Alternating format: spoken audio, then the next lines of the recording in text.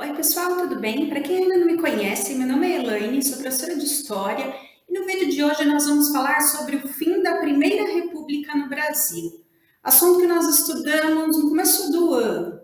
Lembra quando nós falamos do domínio dos cafeicultores a partir de 1894 com Prudente de Moraes e a partir daquele momento se instalava um regime político e econômico também para beneficiar somente os cafeicultores?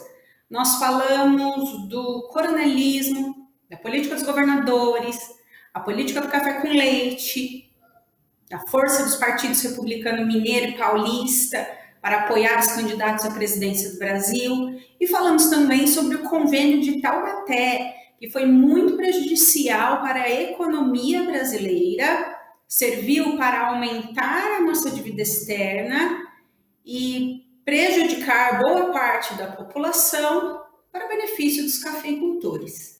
Então nós vamos falar agora sobre o final da Primeira República, ou República Velha, como aparece em alguns lugares ainda.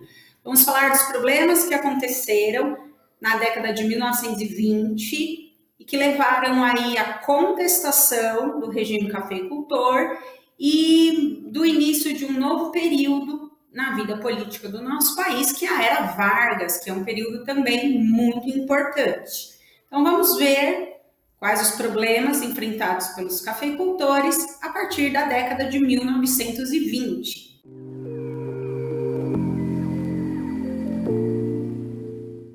Bom, gente, para falar da Primeira República no Brasil, finalzinho do século XIX e aí boa parte do século XX, a gente precisa lembrar também que o nosso país foi afetado por conta de tudo que aconteceu no início do século XX. A Primeira Guerra Mundial, que afetou as exportações de café. A Segunda Guerra Mundial já era o governo Vargas, então vão ser outras coisas que vão afetar o Brasil. A Revolução Russa, que trouxe aqui para o Brasil ideias que estão relacionadas ao movimento operário. O surgimento das ideias fascistas, que aí também, fascismo italiano, década de 1920, depois o nazismo alemão, década de 1930, e aí Getúlio Vargas também, e a crise de 29, que foi vamos dizer assim, um ponto final na Primeira República Brasileira. A queda nas exportações de café, que era o principal produto de exportação do nosso país, afetou duramente os cafeicultores, lógico, que tinham a sua atividade principal, mas isso também afetou muito a economia brasileira. A partir da década de 1920, então, o descontentamento com as elites cafeeiras vai aumentar cada vez mais, porque ao longo da Primeira República, as pessoas que ficaram deixadas de lado, elas vão questionar, o porquê desse domínio cafeicultor. E esse descontentamento, ele atinge vários grupos sociais. Então, por exemplo, a burguesia industrial queria que o governo diversificasse as atividades econômicas. Então, assim, liga pra gente, estamos aqui, não vamos depender só das exportações de café. As oligarquias dissidentes, que são proprietários de terra, mas que não são os cafeicultores de São Paulo, Minas e Rio de Janeiro, que dominavam a vida política do país, queriam uma divisão do poder. Então, assim, nós também somos elite. Nós também somos elite. Nós também queremos o poder. Essas oligarquias dissidentes eram lideradas pelas oligarquias da Paraíba e do Rio Grande do Sul.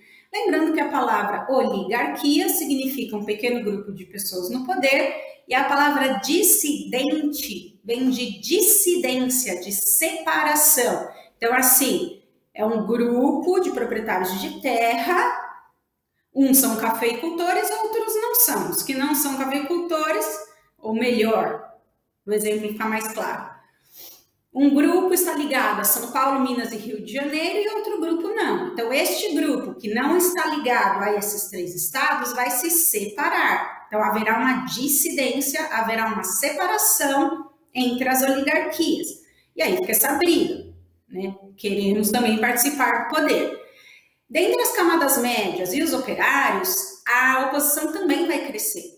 porque essas pessoas eram pobres, não participavam da vida política do país. Então, assim, ó, estamos aqui, queremos participar da vida política do país.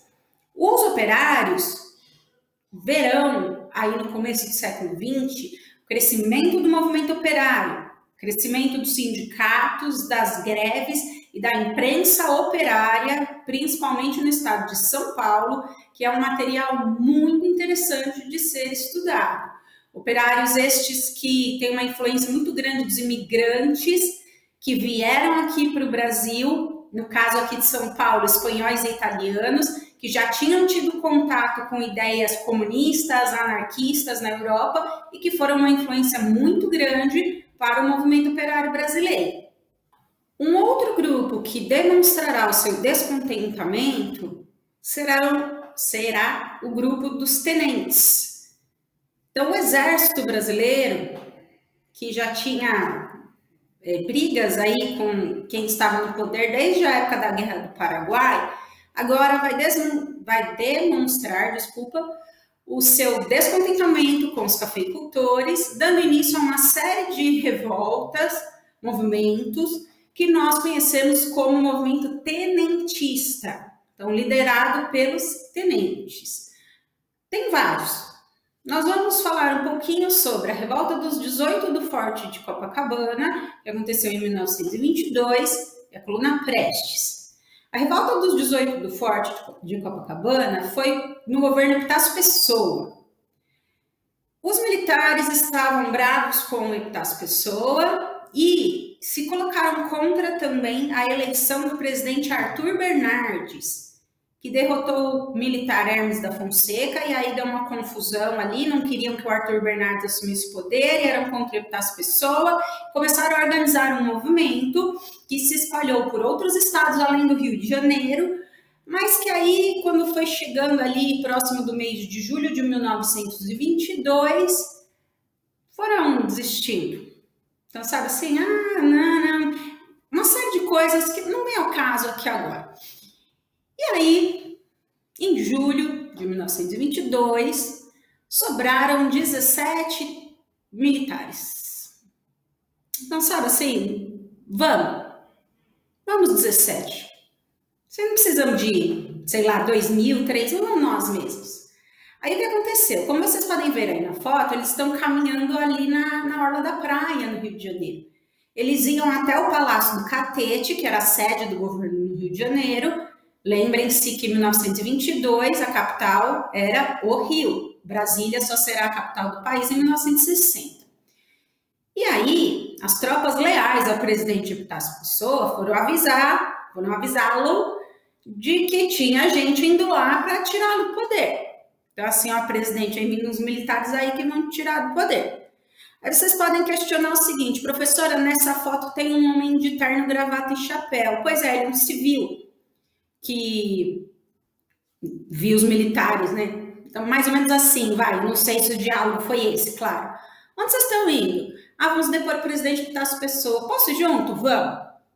Por isso, 18 do Forte de Copacabana. O presidente Epitácio Pessoa mandou passar fogo em todo mundo. Então, quer ser a gente que não, passa fogo em todo mundo. No fim da marcha, o movimento não deu certo. Os tenentes Siqueira Campos e Eduardo Gomes ficaram feridos, além de 2 soldados, e o restante morreu, né, nesse combate. Mas foi um primeiro sinal de descontentamento dos militares com o governo cafeicultor. O Eduardo Gomes foi solto depois, em 1924, participou de um movimento tenentista aqui em São Paulo, foi preso novamente, depois foi solto na Era Vargas, foi candidato à presidência da República. Eu vou fazer um vídeo contando a história do Eduardo Gomes, que está relacionada aí a um prato bem famoso, um doce bem famoso da nossa culinária. Então depois eu falo, né, sobre o Eduardo Gomes para vocês. O outro movimento tenentista foi a Coluna Prestes, que durou de 1925 a 1927. Um grupo de tenentes resolveu abandonar o exército e percorrer o interior do Brasil, interiorzão mesmo, para dizer para as pessoas o que os cafeicultores estavam fazendo de errado. Então, sabe assim, aquele interiorzão, população humilde, muito pobre, muito distante dos centros urbanos, que não tem uma consciência política muito grande. Então, esses tenentes resolveram, né, vamos dizer assim, avisar essas pessoas do que estava acontecendo no Brasil. Primeira foto aqui do slide, esse grupo no início do movimento este que percorreu 24 mil quilômetros no interior do Brasil, tem uma homenagem a eles na cidade de Palmas, no Tocantins, que não existe, né, o estado do Tocantins não existia, né, nesse período, mas eles tiveram de passagem por ali, foi feita essa homenagem a eles. O mapa mostra duas rotas. A rota em vermelho é a rota de ida. Então, eles iam passando de cidade em cidade com esse objetivo de avisar as pessoas. Que a ideia era tirar os cafeicultores do poder. Só que assim, aquela foto que eu mostrei para vocês, né, no outro slide, eles estão bonitinhos, vestidinhos ali, limpinhos, né, essa coisa toda. Se você vai andar pelo interiorzão do Brasil, você não vai levar uma mala de viagem, vai levar uma mochila. E aí vai chegar um momento que você tá num lugar que não vai tomar banho todo dia, não vai fazer barba todo dia, né? A roupa vai ficando gasta, vai ficando suja, você pega chuva, enfim. As pessoas nessas cidades bem distantes começaram a ficar com medo, começaram a denunciar para a polícia. Porque assim, um grupo de homens que você nem sabe de onde vem na tua cidade ali, do nada, parece do nada. Começaram, né, a denunciar para a polícia e aí o exército foi atrás. Que a rota aqui no mapa que está em verde. Percebam que essa rota que está em verde, ela vai terminar lá na cidade de Santa Cruz de la Sierra, na Bolívia, que é onde o Luiz Carlos Prestes, o líder aí do movimento, foi parar depois. Então, assim, o movimento que não deu certo, né, o exército foi atrás, acabou, né, derrotando os tenentes, mas mostrando, né, de novo que o descontentamento com os cafeicultores era grande. E o objetivo principal dos integrantes da Coluna Prestes, que era fazer um movimento revolucionário popular, a partir dessas denúncias que eles iam fazendo à população mais pobre, acabou que não deu certo, né? Então, passaram por algumas cidades, mas aí, né, como eu falei para vocês, a população foi ficando com medo, não sabia quem era, então, né, acabou não dando certo também. A década de 1920 foi passando e a oposição aos cafeicultores aumentando. Com a crise de 29, a quebra da Bolsa de Valores de Nova York em outubro daquele ano, os cafeicultores levaram, né, uma pancada. Então, assim, o principal produto de exportação do Brasil, que é café, entrou aí numa crise gigantesca e o Brasil ficou sem dinheiro, o mundo inteiro, né, ficou sem dinheiro, como nós falamos, na crise de 29, e o aumento da oposição vai chegar num ponto, assim, máximo. Em 1929, eleições presidenciais. Pela primeira vez na história do Brasil, a política do café com leite não deu certo. Lembra que na política do café com leite, o Partido Republicano Mineiro e o Partido Republicano Paulista indicavam o mesmo candidato à presidência? E aí essa pessoa ganhava? Então agora não deu certo. Coincidentemente, a única vez que não deu certo, os cafeicultores saíram do poder. Houve um racha, houve uma dissidência, houve uma briga. O Partido Republicano Paulista, com apoio do presidente Washington Luiz, indicou o Júlio Prestes, que não é parente do Luiz Carlos Prestes. O político fez sua carreira aqui em São Paulo. E o Partido Republicano Mineiro indicou o candidato Antônio Carlos, fez carreira política em Minas. A oposição aproveitou e falou, agora é hora da gente lançar candidato. As oligarquias dissidentes lançaram Getúlio Vargas como candidato a presidente e João Pessoa como candidato a vice. E depois o Partido Republicano Mineiro acabou apoiando a Aliança Liberal, que é o nome que essa chapa, né, acabou ganhando. Essas eleições foram muito fraudulentas. O voto era aberto, tinha a questão do coronelismo, aí, sabe assim, umas contagens erradas de voto, sabe, sem querer. uns nomes na lista de eleitores de pessoas que já tinham morrido, sabe, umas coisas assim. Fraudes de todos os lados. Mas o Júlio Prestes acabou vencendo as eleições. Venceu, mas não assumiu o poder. Pelo seguinte, o Júlio Prestes ganhou, aí o João Pessoa, vice do Vargas, deu a seguinte declaração: prefiro 10 Júlios Prestes a uma revolução. Então, assim, Júlio Prestes é meu inimigo político, mas ele é da elite. Então, antes fique o Júlio Prestes no poder do que tenha uma revolução popular. Eu reconhecendo a derrota.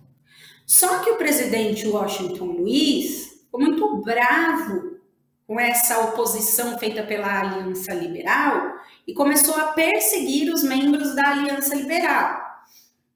Uma fase, né, terminou seu governo aí de uma maneira, né, bem rígida. E aí aconteceu uma coisa que não tem nada a ver com política, nada a ver, e que serviu como estopim para a Revolução de 30, revolução esta liderada pelo Getúlio Vargas e que vai tirar os cafeicultores do poder. Este homem aqui na foto do meu lado é o João Pessoa. Ele era sobrinho do ex-presidente Epitácio Pessoa. E aí ele estava viajando pelo Brasil, enfim. No dia 26 de julho de 1930, ele estava em Recife, Pernambuco, na confeitaria Glória. Então, estava lá tomando um cafezinho, né, comendo um docinho, quando de repente chega lá na confeitaria o João Dantas, seu desafeto político. Só que a questão não era política. A questão aí que se conta era de umas cartas que João Pessoa estava trocando com a mulher de João Dantas e o homem ficou nervoso e aí brigaram e ele matou o João Pessoa, o João Dantas. O marido traído matou o João Pessoa. E aí, os membros da Aliança Liberal usaram a morte de João Pessoa como um pretexto para começar a Revolução de 1930. Revolução esta que depôs o presidente Washington Luiz e impediu que o candidato eleito, Júlio Prestes, assumisse o poder. E aí, só como curiosidade, a capital do estado da Paraíba passa a se chamar João Pessoa em 1930, após a sua morte. Antes ela se chamava Cidade da Paraíba. E a bandeira do estado da Paraíba, que é esta, homenageia o candidato a vice de Getúlio Vargas com as cores vermelha e preta, que eram as cores da Aliança Liberal, e a palavra nego. Todo mundo lê errado. A palavra é nego, do verbo negar. Significa que eles negavam, que eles não aceitavam a Aliança Liberal, a presidência do Júlio Prestes. Então, assim, nós não aceitamos o candidato indicado pelo presidente Washington Luiz e nós não aceitamos que o Júlio Prestes assuma a presidência do Brasil. Então, aí começa a Revolução de 30, liderada pelo Getúlio Vargas, que depõe Washington Luiz, impede que o Júlio Prestes assuma o poder e dá início, em novembro de 1930, à chamada Era Vargas, que é um período muito importante da história republicana do Brasil. Se você ficou com alguma dúvida sobre o assunto, deixe aqui um comentário. Eu sei que alguns alunos durante a aula ficaram com dúvidas. Se ainda sobrou alguma, deixe aqui um comentário. Não se esqueça de dar um like no vídeo, compartilhar com seus amigos, se inscrever no canal e ativar o sininho para não perder nenhuma novidade. Eu vou deixar como tela final o vídeo que explica os pilares de sustentação dos cafeicultores no poder, para que vocês se recordem, que são a política dos governadores, o coronelismo, a política do café com leite e o convênio de Taubaté. Não estou recordando agora se são 1 ou 2 vídeos, mas eu deixo, né, aqui para vocês. Então, caso você ainda tenha alguma dúvida, eu te espero nesses vídeos que falam sobre a Primeira República. Fico por aqui, um beijo e até mais. Tchau!